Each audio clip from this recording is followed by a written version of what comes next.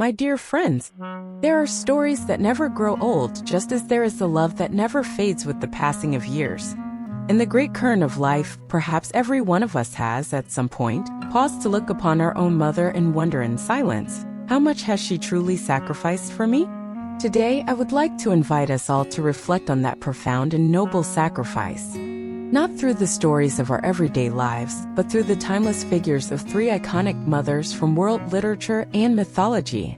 So that we can see together that no matter the place, no matter the era, a mother's love has always been, and will always be, the most sacred and eternal flame. Story 1, Fantine, a sacrifice paid in blood and tears. Our first story takes us to 19th century France, through the pages of Victor Hugo's masterpiece, Les Misérables. Surely many of us here remember the tragic tale of the young woman Fantine. Fantine's dream was a simple one, a warm home with the man she loved and their little girl, Cosette. But a cruel society crushed that dream. And so for her daughter to live, Fantine sold everything she had. She sold her beautiful golden hair, and with it she sold her youth. She sold her pearly white teeth, and with them she sold her smile. And most painfully of all, she sold her own dignity. But then a second letter arrived, bearing an even crueler lie. Cosette was gravely ill with a fever and a large sum was needed for medicine. Fantine was destitute. In her desperation, she saw a quack dentist on a street corner, pulling teeth. My friends, let us picture that moment. Fantine steps into that rickety tent. To get the 40 francs to send to her child, she agrees to sell her 2 front teeth. This was not just a physical pain. It was the moment she tore away her own smile with her own hands. When she emerged, her mouth swollen, clutching the cold coins in her hand, Fantine's radiant smile was gone forever. Her life spiraled down to the very bottom of society, all for the sake of 2 simple words, being a mother. Fantine's story is a powerful indictment of a merciless society and a testament to a love that is earthly and agonizing. Her sacrifice is tangible, one that can be measured in coins, in blood, and in tears. It shows us that for the sake of a child, a mother can give up her very identity, her last shred of pride. It is a sacrifice born from the burden of putting food on the table, a hardship that so many in the generations before us have known all too well. Story 2, Thetis, a helpless battle against destiny. If Fantine's sacrifice was one of earthly suffering, our second story takes us back to the origins of Western mythology. It is the lonely war of the goddess Thetis to protect her heroic son Achilles. As a goddess, Thetis knew the cruel prophecy. Her son would die young if he became a great hero. Her dream was simply for her son to live a long, peaceful life. That dream turned the life of a goddess into a relentless battle against fate. She dipped her infant son in the sacred river. She hid him on an island, disguised as a young woman among princesses. But destiny cannot be escaped. The cunning Greek king Odysseus found his way to the island. He laid out countless gifts, silks, fine fabrics, and among them, a sword and a shield. Then Odysseus ordered the sounding of a battle horn. The call of the horn echoed, urgent and compelling. While the princesses scattered in fear, one young woman had a very different reaction. In an instant, the hero's blood in his veins stirred. Achilles instinctively seized the sword and shield, his eyes ablaze with fire. For Odysseus, that moment was a victory. But for Thetis, it was a death knell. Her life's work had crumbled. She knew in that instant that she had lost her war with fate. From that moment on, she no longer tried to hide her son. Instead, in her sorrow, she could only go and beg the blacksmith god to forge the finest suit of armor for her son to prepare him for his foretold death.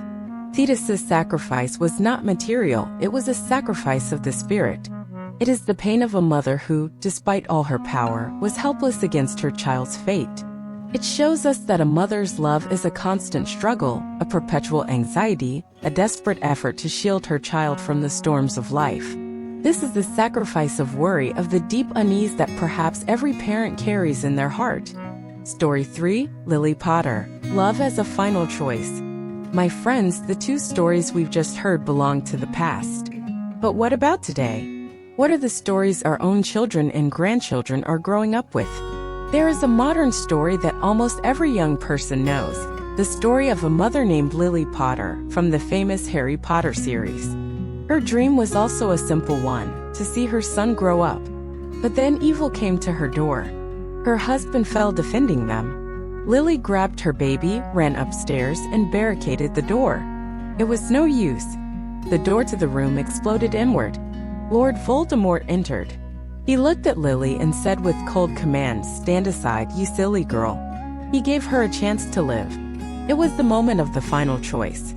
A choice between the instinct for survival and the instinct of a mother. Lily did not choose to live. She spread her arms wide, making her own body a living shield. She did not fight back. She only pleaded, but not for herself. She wept and begged, "Not Harry, please not Harry." And then she screamed her final words, "Take me, kill me instead." A flash of green light. Lily fell. But that act, that choice, created an ancient magic, an eternal shield. The killing curse rebounded. The child survived. The story of Lily Potter shows us another definition of sacrifice. It is a conscious and powerful choice.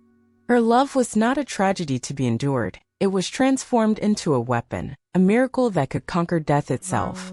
It affirms that in the most decisive moment, a mother's love can create something extraordinary, leaving behind an immortal legacy, an invisible, unbreakable protection for her child forevermore. Fantine, Thetis, Lily Potter, they may be characters in books, but as we reflect on their stories, we begin to see their shadows all around us in our own lives. We see them in our very own mothers and grandmothers. Didn't our own mothers also sell their youth and their health to give us a future? Didn't they also have sleepless nights, worrying over our path in life as if it were their own battle with destiny?